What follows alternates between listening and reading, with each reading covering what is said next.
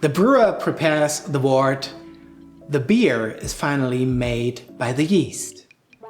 And that's fascinating. It's a living organism. It's your little pet which makes the beer, converts the sugar to alcohol and CO2. But far more, it's giving you flavor.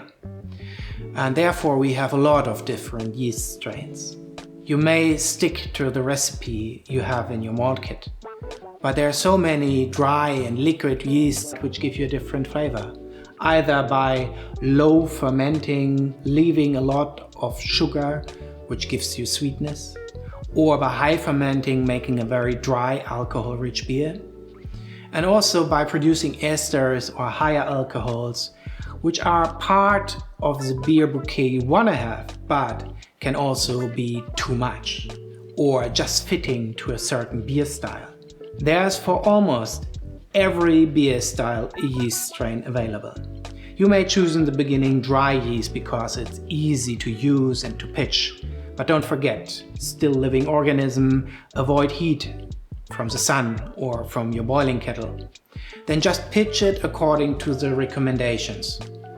And then let it stand in the fermenter, but close the lid and add the airlock with a little water.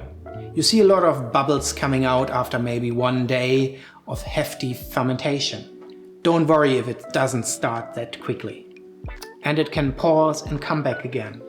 That's very normal. You can use liquid yeast strains too. These are in flavor very often a bit more advanced. Some have a smack pack which you have to start to feed and activate the yeast. And then they can be pretty fast and very nice in aroma profile. It does not mean that it's only for advanced users, but they cost a bit more. For the quality you get, that's fine. And now you're waiting for the fermentation, but how long? It's very difficult to say if you are not measuring it.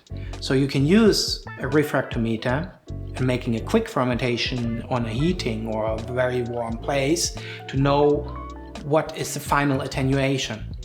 Otherwise, you measure and you have a best guess maybe. And measuring by refractometer is very nice because you just need 3 drops of the young beer, but don't forget there is a mistake by alcohol inside which have to be calculated out of this equation. So if you are unsure, let it sit for 1 week, 10 days, and then rather add additional wort if you had in your freezer or sugar for fermentation under pressure, so in bottles or kegs. You need to make the under pressure fermentation because otherwise you don't have carbonated the beer properly for a nice, decent taste.